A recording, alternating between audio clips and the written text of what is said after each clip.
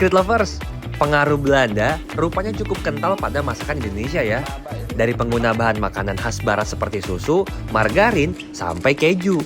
Tapi yang menarik, setelah bercampur dengan bumbu dan cita rasa lokal, makanan-makanan itu berkembang menjadi versi yang sangat Indonesia. Bahkan, banyak orang nggak sadar loh kalau ada pengaruh Belanda di baliknya. Kira-kira makanan apa saja sih yang menyimpan cerita hubungan panjang antara Indonesia dan Belanda? Nah nih, sudah jadi nih. Dessert khas Belanda ya Mas ya? Benar. Poffertjes namanya. Saya cobain ya. Cobain bismillahirrahmanirrahim. Wah. Mas, enak banget. Enak ya?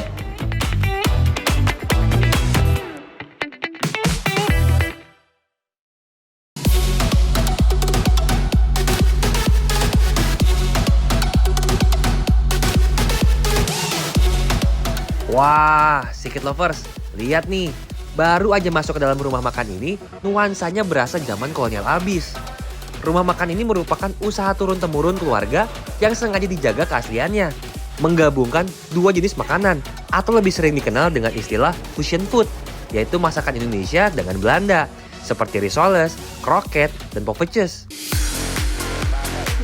Nah, saya sih penasaran dengan poffertjes ini nih, pancake mini tradisional Belanda. Kira-kira poffertjes yang ini sudah berubah di resep aslinya nggak ya? Atau sudah ada rasa Indonesia gitu? Hahaha.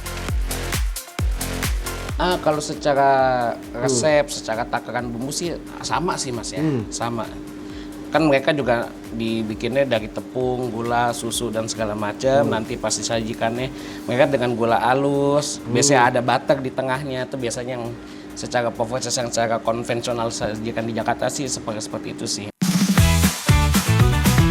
Oh iya Secret Lovers, poffertjes atau pancake mini Belanda ini lahir pada abad ke-18.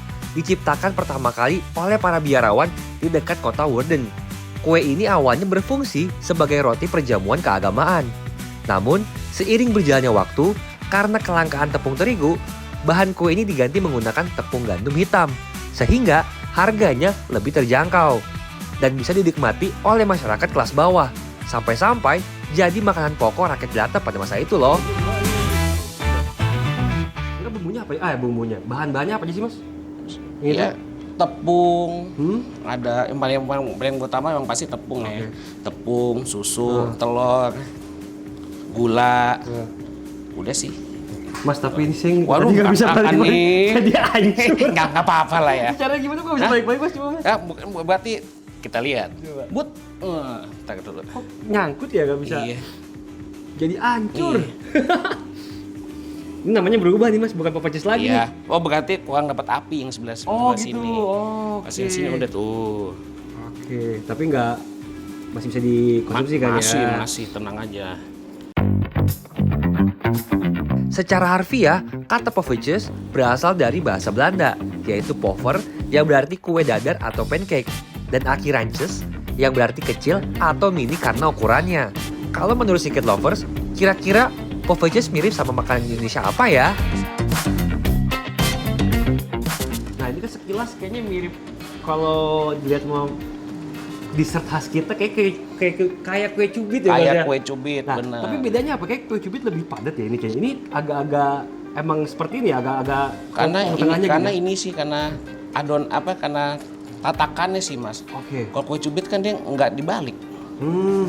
Kalau ini kan dia karena dibentuknya bulat, kalau kue cubit kan dia lebih kayak apa sih, dia kayak bukan kayak kapal gitu gak sih, dia bentuknya jadi dia lama-lama dia si adonannya matang di tatakan. Kalau ini kan dia habis itu kita balik. Memang sih banyak masakan Belanda yang diadaptasi dari hidangan Nusantara melalui proses akulturasi. Hidangan ini biasanya memadukan teknik memasak Eropa seperti penggunaan mentega, susu, dan oven dengan bahan serta rempah lokal.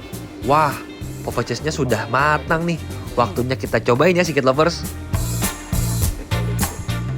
Nah nih, sudah jadi nih.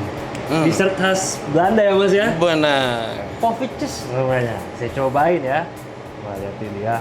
Ini pakai gula putih atasnya ya? Gula putih, Dessert gula halus. Gula halus ya. Ini Benar. dari tampilannya aja, waduh, menarik sekali. Cobain bismillahirrahmanirrahim. Wah. Mas, enak banget. Enak ya? Sebenarnya di sini Poveches-nya sesuai resep zaman dulu. Nggak ada perubahan sih Secret Lovers. Cuman di beberapa tempat Poveches disajikan dengan tambahan es krim. Kadang ada yang dikasih coklat atau macam-macam topping sesuai kreativitas. Tapi umumnya tampilannya seperti ini nih, didominasi warna putih dari taburan gula halus. Selain kue cubit yang merupakan alkulturasi dari Poveches, ada juga perkedel, berasal dari bahasa Belanda atau frikandel. Versi asli Belanda menggunakan daging cincang dengan sedikit kentang.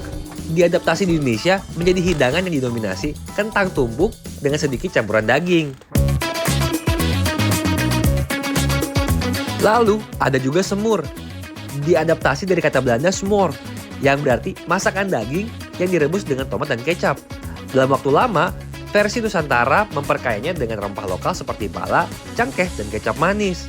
Tak hanya itu, masih banyak makanan Indonesia lainnya yang merupakan hasil akulturasi dengan budaya kolonial. Kayak yang ini nih, lidah sapi. Ini kan lidah berarti ya? Lidah, bener. Ini memang salah satu yang digemari juga zaman dulu kah, tempo dulu? Betul, masakan betul. Ya, ini soalnya dia masakan tempo dulu sih, Mas. Jadi memang pada era-era itu steak lidah ini termasuk favorit juga sih, Mas. Itu jadi diapain, Mas?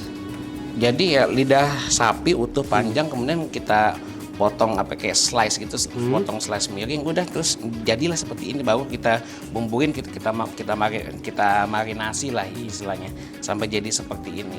Oke. Ini rempahnya tuh apa aja berarti Mas yang dipakai? Bumbu tradisional sih. Apa Kayak itu? ya kayak model-model lada, kayak kapulaga, kayak gitu-gitu. Dan Jatuhnya akulturasi sih, Mas. Oke. Ya, akulturasi. Sesuai dengan ton restonya yang kolonial banget, yang menarik dan bikin spesial buat saya sih, desain interior dari rumah makan ini loh Secret Lovers. Lihat aja tuh, banyak barang klasik yang sengaja ditaruh sebagai ornamen untuk mengajak para tamu bernostalgia ke masa lalu. Gak heran, rata-rata pengunjung resto usianya 40 tahun ke atas Secret Lovers. Walau ada juga sih anak muda yang datang ke sini, seperti saya. Ya sebenarnya ini kan bukan barang antik ya, karena ini kan menyertai kita seumur hidup dari mulai kita tinggal sampai dengan sekarang. Jadi karena memang usianya juga yang pemiliknya sendiri sudah lebih dari 50 tahun, ya orang kadang-kadang menyebutnya antik ya. Nah, setelah tadi saya coba Poveches, cemilan khas Belanda, saya kok pengen langsung bandingin Poveches dengan kue cubit ya. Kita cari penjual kue cubit yuk. Kebetulan, Pasar Majestic Kebayoran Baru Jakarta Selatan nggak begitu jauh nih. Dari dulu, kue cubit di Pasar Majestic banyak yang legendaris tuh. Coba samperin ah. Nah, ini nih kue cubit. Ini adaptasi dari masakan Belanda nih, Poveches. Cuman menggunakan bahan lokal, istilahnya disebut kue cubit. Bang, wah ini lagi bikin kue cubitnya. Iya betul, kue cubit. Ini kenapa Bang nama awalnya tuh disebut kue cubit tuh kenapa tuh? Awalnya sih pas masih panas, terus diambilnya sedikit-sedikit kayak dicubit. Kayak dicubit begitu ya. Kalau dari bumbunya sendiri apa aja sama nggak sih kayak kita kan yang kita tahu tuh dari Poveches masakan Belanda ya, tepung terigu. Ini sama nggak sih bumbunya? Agak beda kayaknya, tapi bahannya sama sih Bang. Apa aja ini? Beda takaran aja. Oke. Bahannya yang pertama paling terigu, telur, mentega sama apalagi ya vanili gitu. Oh pakai vanili. Iya, biar wangi. Ya, tak bisa dipungkiri kue cubit memang merupakan adaptasi dari Poveches yang disesuaikan dengan lidah dan bahan baku makanan masyarakat Nusantara Secret Lovers. Keduanya sangat mirip dan memiliki beberapa kesamaan. Dari bentuk, sama-sama berbentuk bulat mungil. Biasanya disajikan dalam satu porsi berisi beberapa buah kue kecil. Dari adonan menggunakan bahan dasar yang hampir identik, yaitu campuran tepung terigu, telur, gula, dan susu. Dari cetakan, dimasak menggunakan loyang besi khusus dengan cekungan-cekungan bulat. Sementara topping agak berbeda, tapi sama-sama dioles mentega atau butter. Untuk teksturnya, sama-sama memiliki tekstur bagian dalam yang sangat lembut, fluffy, dan sedikit kenyal.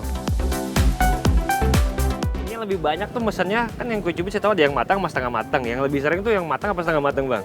Kalau di pasar biasanya yang matang, Oke. yang matang agak kurang. Kalau kan pakai online juga. Oh, Kalau online di- juga ini. ya, Oh, ya, kalau di online ini biasanya setengah matang bang. Banyak. kebanyakan setengah mateng justru. Harganya berapa bang? Ya saya tahu kan Kalau di sini 15.000 bang. 15.000 dapat berapa tuh? Dapat sebungkus 10. Ini sebungkus 10 biji ini.